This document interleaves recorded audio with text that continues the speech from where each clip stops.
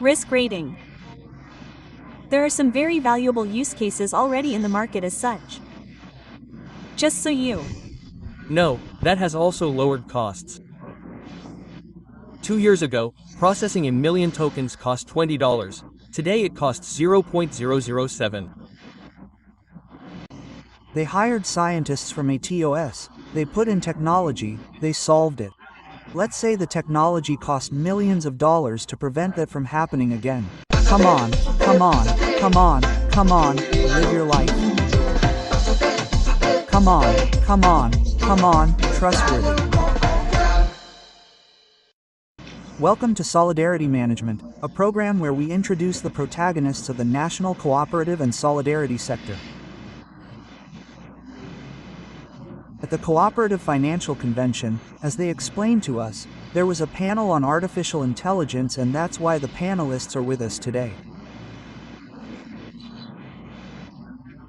But I'm going to hand the microphone over to Dr. Carlos Serrano so he can talk to us about the key points of this panel at the Cooperative Financial Convention. Alfredo, thank you very much for this space. Yes, today we had a keynote speech given by Nicholas Uribe on the state of the art of applying artificial intelligence in business organizations.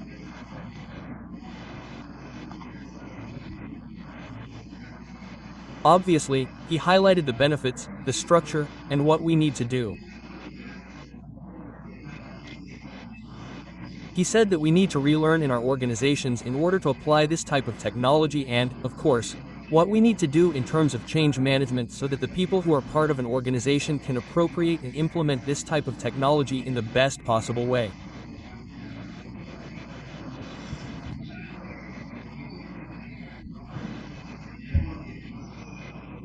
And of course, then we continued on to a panel where we wanted to share the theory of figures that Nicholas presented to us with two very important organizations, a Colombian organization from the Antioquia Guarantee Fund, who would tell us about their experience applying this technology in their organization with specific cases and tell us about the benefits they are having, and the same with Copenhague, which is a Costa Rican cooperative, the largest in Costa Rica, I think in Central America, which has also had important experience implementing this type of technology.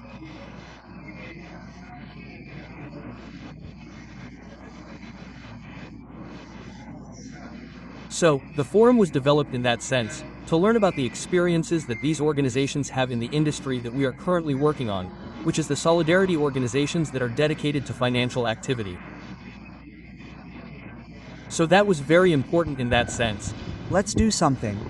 We are going to use this microphone without the microphone so that we can take turns to speak much closer to the microphone. You gave a very brilliant introduction. Dr. Mary Luz, specific cases in Antioquia. What do you see from the Antioquia Guarantee Fund? Well, we are adopting artificial intelligence. A couple of years ago, we began creating a regulatory framework within the entity, defining policies and roles for how we were going to use artificial intelligence. We obviously selected use cases that would give us tangible indicators, which was also something we discussed on the panel.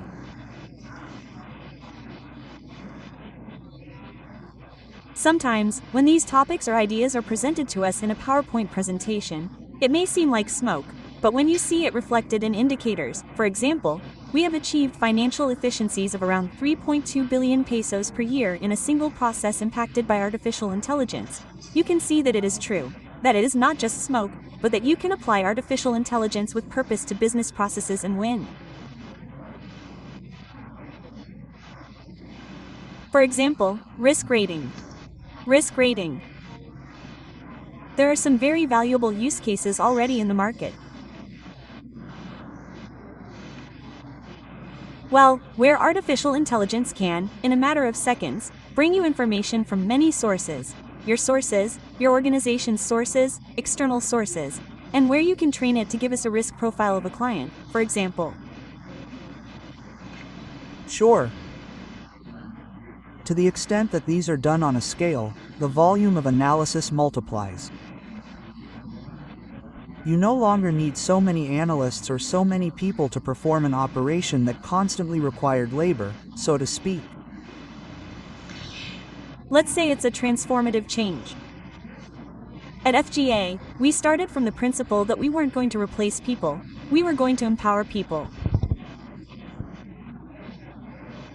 So, in those processes where we have impacted through artificial intelligence, to date not a single person has disappeared. On the contrary, there are areas in which we have impacted with artificial intelligence and we continue to hire people, but we continue to hire people for things that do add value. The thing is that sometimes in organizations we have people doing repetitive tasks without any meaning, almost following an algorithm, so the person themselves is almost a machine.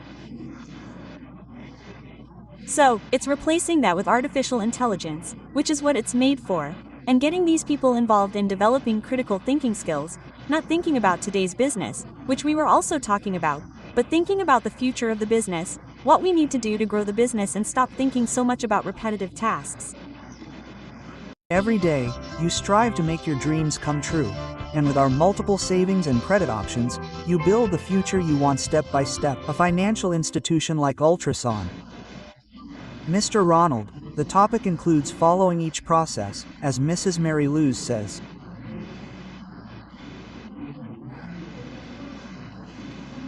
Identifying each of the steps. What Mary Lou says is very important here, and how we've implemented it to follow that step by step is to do what's called prompts engineering. And to be prompts engineering is to tell artificial intelligence what I want it to do, and I have to go step by step, it's the repetitive task. For example, one of our repetitive tasks is reviewing the files of associates to prevent the risk that other associates may have obtained the resources illegally through money laundering. So, reviewing one of those files can take us, for example, 3 days. With generative artificial intelligence, it takes us a minute to do that review. I'll give you an example so that the number sounds more familiar. If we wanted to review 300 files in the traditional way, it would take 900 days, or a 3-year audit. That's unthinkable. But if we use generative AI, those same 300 would take 5 hours. In other words, as we mentioned, the impact it has. What's more, if I wanted to review those 300 in 5 hours in the traditional way, it would take 1,440 auditors. So, that's quite a lot of people, and think about it this way. And if I add to that minute, I add 30 minutes for a human being to arrive and supervise the result, because the important thing is supervising the result. It would take us 19 days. It's 46 times faster than us. That makes you salivate, doesn't it? Saving all that money on the total payroll. Would be great in some building over there on 100th Street. Hey, look, Alfredo, I don't think so, and in Quadmere we have been applying it to processes, that is, there is an intelligence called narrow or weak, which is oriented towards doing specific and repetitive tasks. Hey, we are venturing through something called artificial intelligence agents, especially in a topic that we handle a lot in Colombia, the cooperatives, which are the payroll loans. Today we are about to launch a solution where agents will help us with 3 things: selling credits, that is, placing payroll loans between people, and doing the onboarding process for companies.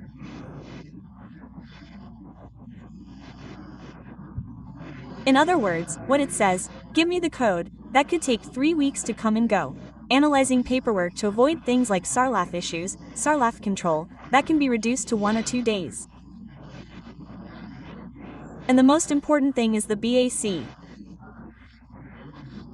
The process is very complex because there is all the new information that has to be done with the companies that make the discounts, and that is very complex and operational. There are cooperatives that if they have 1,000 or 1,000 payroll offices, they can easily have 30 or 40 people. We are starting to make a big inroad into payroll loans. We were a cooperative that was dedicated to consumer credit and we barely had 2 people.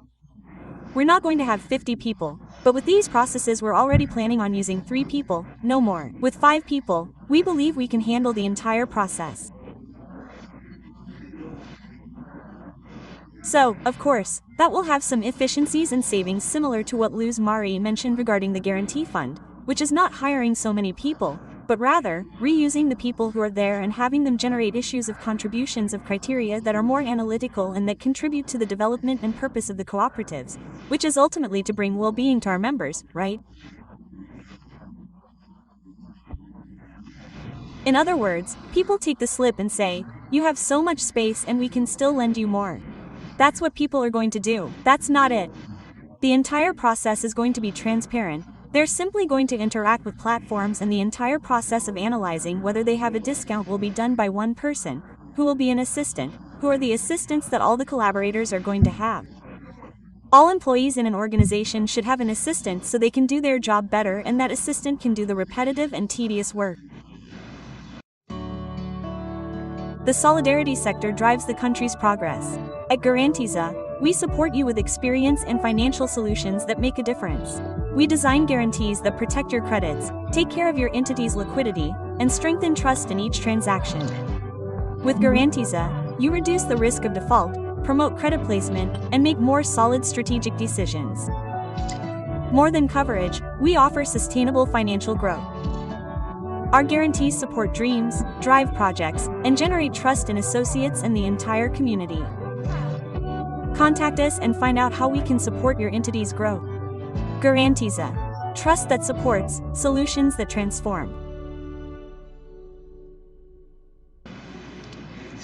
This became a bit of a challenge for us, Ms. Mary Luz, the issue of security. For example, that agent is taking information from external databases. To what extent do you control that this information is not leaked or shared when the person currently owns their data? Alfredo, that's why I was telling you about a very important topic now, which is adoption policies. So, in all organizations, we have to define clear rules of the game. We can't just let employees come and start because they're going to do it themselves. If they see something that will speed up their tasks, they're going to bring it.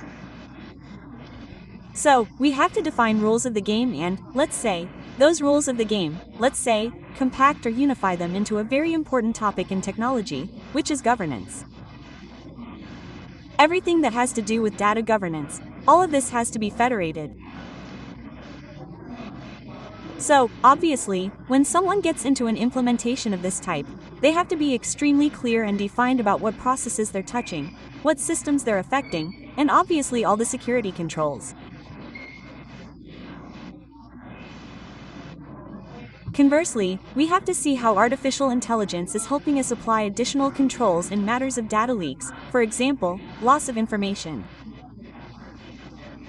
But, for example, you have an agent performing the operation and another agent controlling the people who are performing the operation. Absolutely. Yes, in most, let's say, observability applications now in security issues, the information is agents, because it is very difficult with so many infrastructures. Most entities have already moved to critical infrastructures in the cloud. So, you have cloud infrastructure, you have on-land infrastructure, you have a lot of equipment, in other words, you have a lot of sources or possible attack vectors.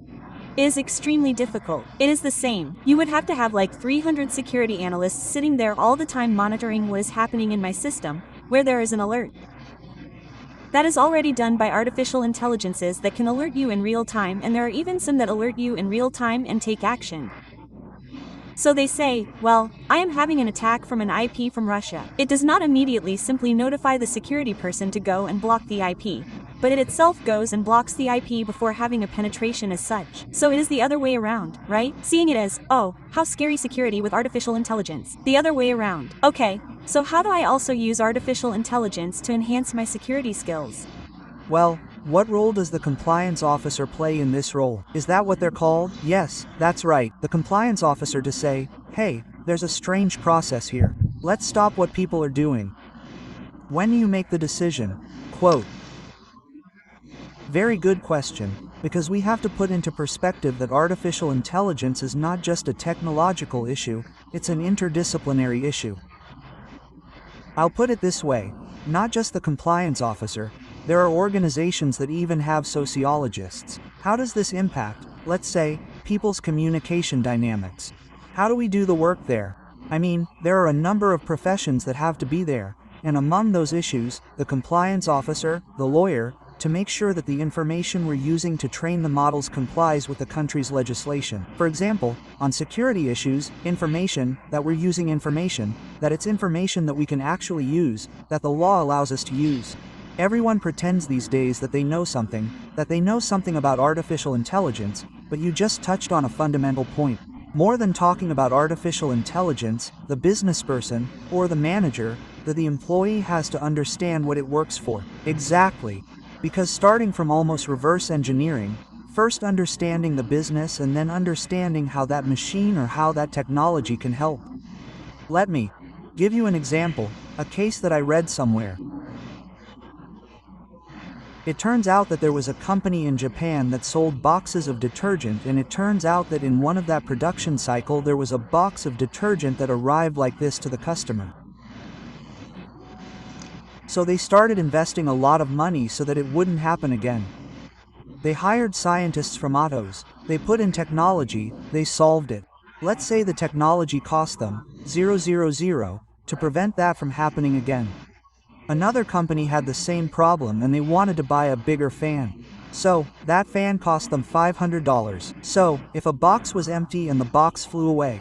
So, that's what you're saying. That's what you're saying. What does that mean? That I have to be clear about what the problem is that I have, and that problem can be solved, either with a robot or with artificial intelligence, generative or simply an automation in Excel. I have to be clear about what my pain points are. Sure, instead of going to buy a server, automate the WhatsApp that they are using on the website. And block those that come with Cyrillic emails. With Cyrillic letters in the message. Dona Hernan, tell us a little more about the panel. How did you go about developing that panel? No, the truth is that the questions are designed so that the protagonists were the panelists from the organizations where they work, so they told us about their experiences, how to apply it, because as Meryl said, right? PowerPoint can do anything. What matters is to see the real application, and they, well, as you just heard, have specific cases of how to apply it, and in the cooperative sector, well, we need to know precisely those experiences, and that's what we do. We've done it all our lives. You know that we are very open and we do good permanently, and we are very supportive and we share knowledge. So what we did was a democratic act in that panel. I mean, they very kindly told us about their experiences, their profitability, how the returns they receive, and we have always done this throughout the history of cooperativism. I learned that way, visiting other organizations, seeing how they do things, and that is what the panel intended. It is precisely in the face of something that everyone presumes they know how to handle, but obviously this is not it.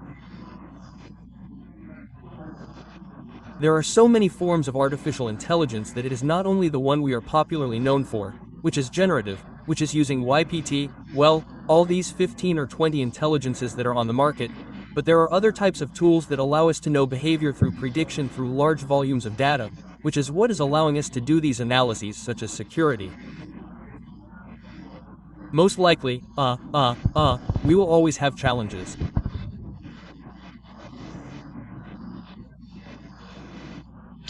Now comes a topic that is quantum computing, and that is really scary, because today precisely all the registration algorithms are given in the computing that we have today, which for decrypting a code of several prime numbers, cryptography was based on that, on 400 position prime numbers, it takes millions of years to solve that algorithm.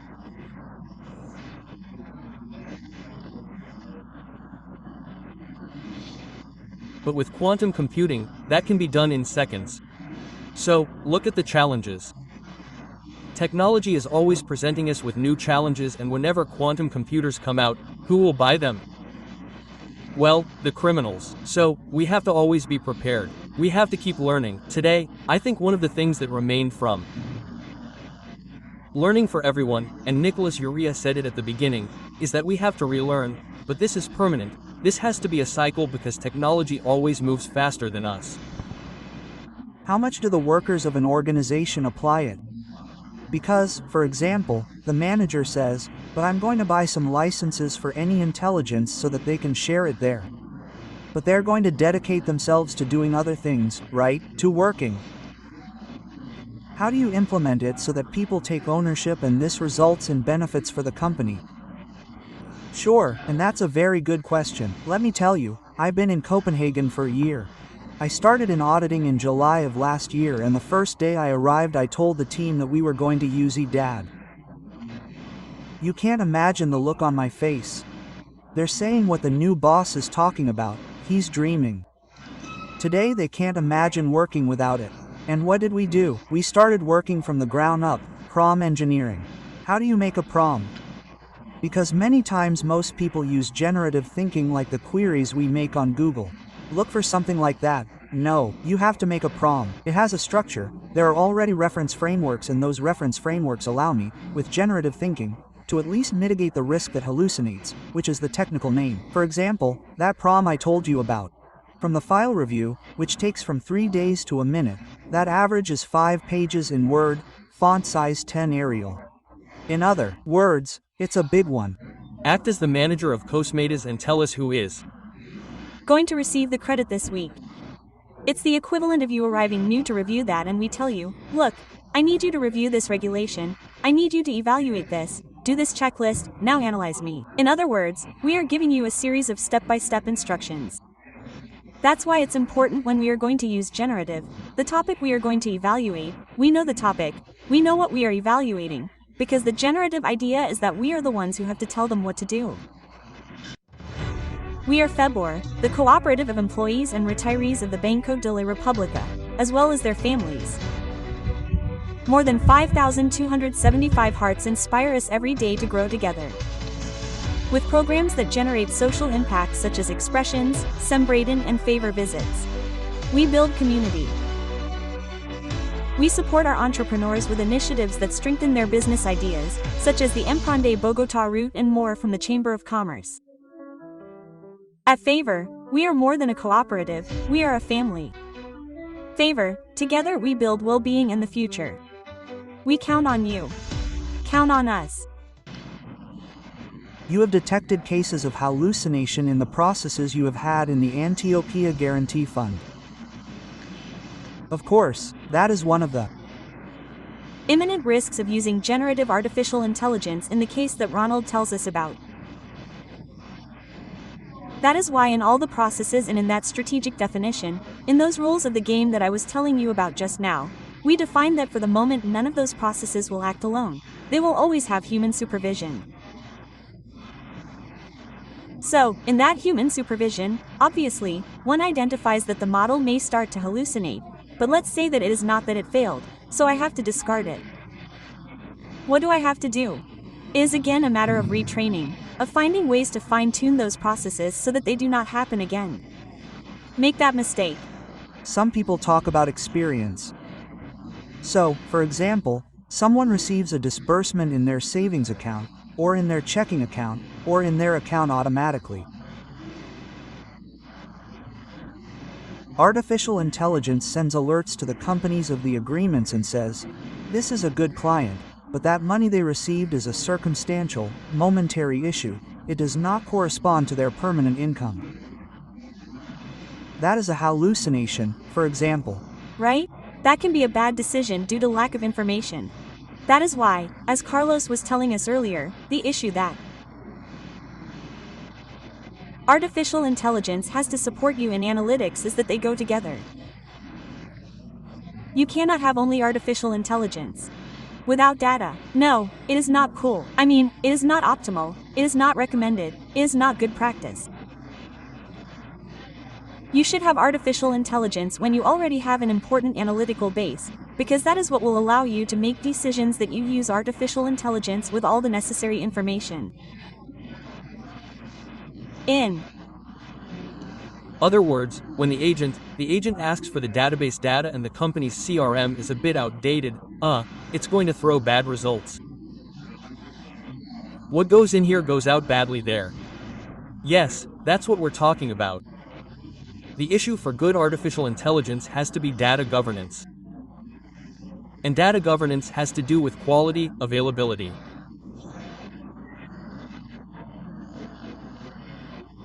So, I think that before, introducing ourselves into, predictive models, which is one of the facets of artificial intelligence, we have to address the issue of data governance.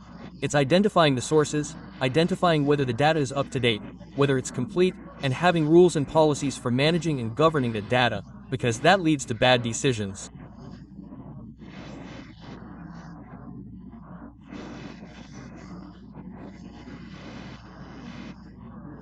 We've been exploring, credit granting algorithms with information from our associates, and we've found these types of hallucinations, that is, and when you compare it with the engines of credit bureaus, they give you big differences, and what happened here always has to do with data.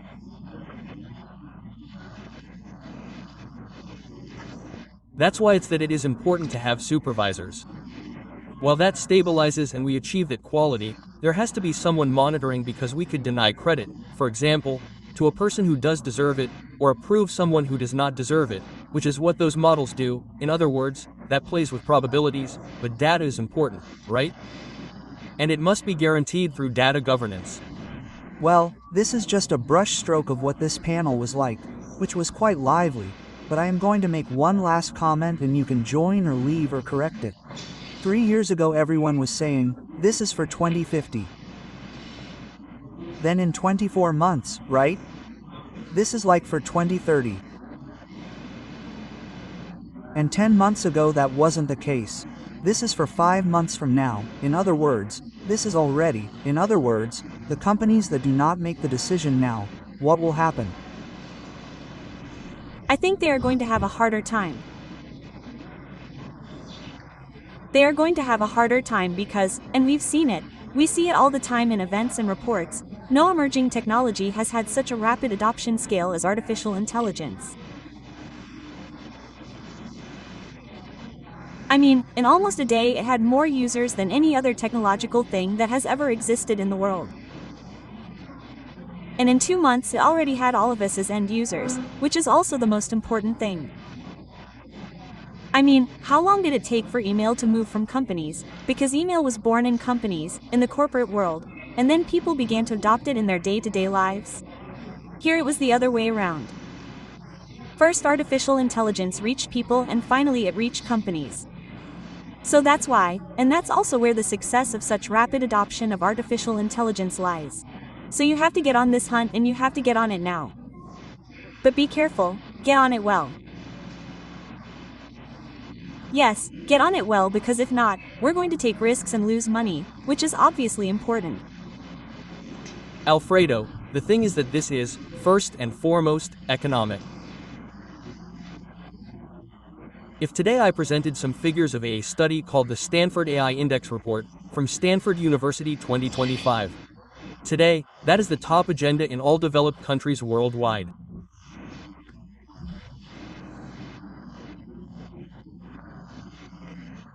Well, I was telling you that between 2010 and 2023, patents skyrocketed from 3,800 patents to 122,000, and interestingly, China is leading the patent registry with 69% of that, but global investment in artificial intelligence is almost $252 billion.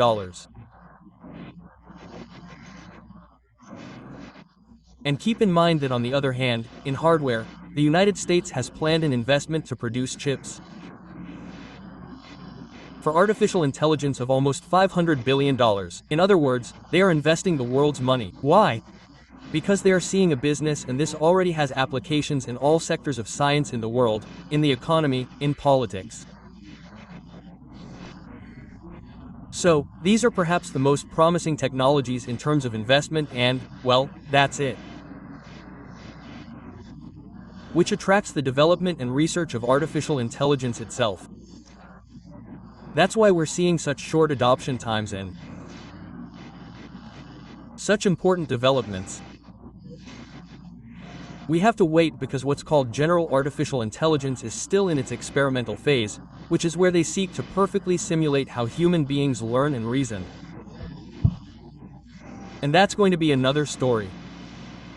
The time has come. I just want to add to what you said a while ago, that there's a saying that I really like, a proverb that says, when the rate of change is faster outside than inside, that means the end is near and it's hard, and that's what's going to happen to companies that don't adopt it. But as Marilu says, it has to be in an orderly way, It has to be structured. Innovation is not improvising. Innovation has to provide structure. I think you've been seeing the Chinese government's balance sheets in the last week about Bitcoin and whales. The cloud infrastructure is saturated in what you hire, but the infrastructure on the office server as well. And so, what else are you going to need? Investment. Investment. Another. Buying another cold room like Casmidas. Investment. No, there's no need to buy that anymore. We can do that now. Now that you're bringing that up, so you know something that has also lowered costs. 2 years ago, processing a million tokens cost $20. Today it's worth 0.007. In other words, that has lowered costs by about 280 times. The truth is, this is a technology that is becoming democratized and it's going to be used by humanity and infrastructure. Well, we don't need it because the whole cloud thing today allows us to make very expensive infrastructure at lower costs, right? With $10 you have 38,000 associates. It's possible, yes, because that's what they're doing, for example, in the guarantee fund and you can use it. 10, 15 intelligences to generate a solution to a problem, and I haven't made any investment. I simply pay for a software service at the newbie level and I have access to all those technologies, that infrastructure. I'll give you a piece of information to complement what Carlos says. Today, artificial intelligence, computing capacity doubles every 6 months. So imagine the impact this has. And the use of tokens is getting cheaper and cheaper. The problem is the impact it's having on the environment. That's another discussion, because all this processing is definitely consuming a lot of megawatts, and that's a problem that works against the development of artificial intelligence. What policies can be put in place to regulate that and stop that development, because we're consuming more and more energy, and this requires much more energy than anything else. I think the comparison was that a cell phone uses 5W and an artificial intelligence engine can reach 20W meg at 20W, and then if you add up everything they process, then the issue of global warming is going to be more critical.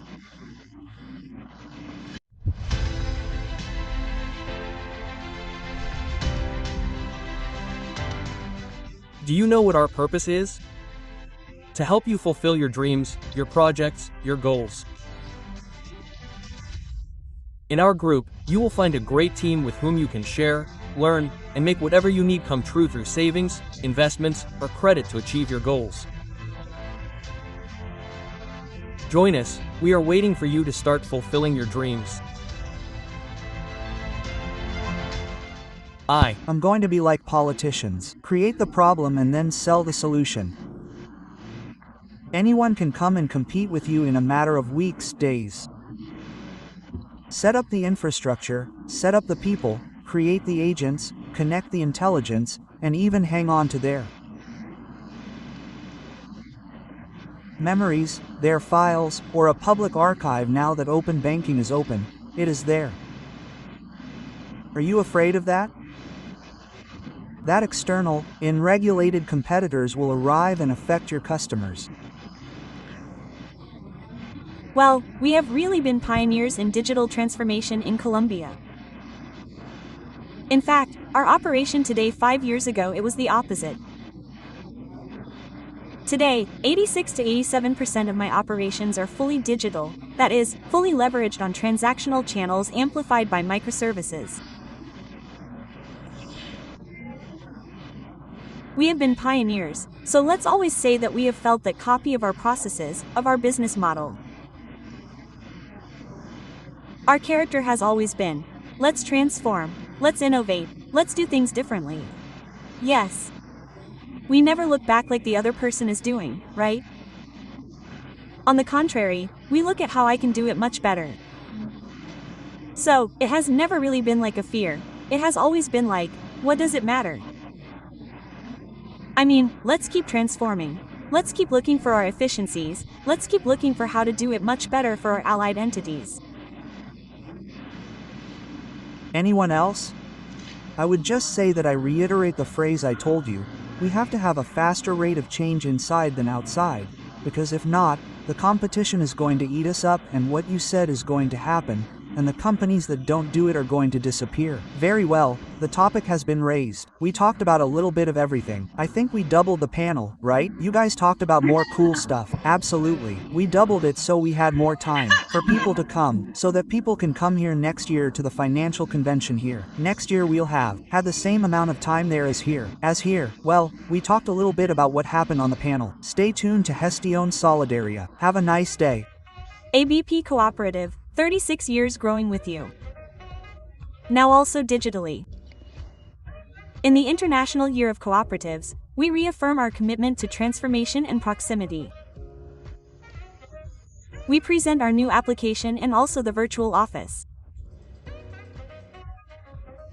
In the application you can consult and manage your products from wherever you are, and in the virtual office you have 24/7 access without lines or travel. Innovation and security without losing our human essence.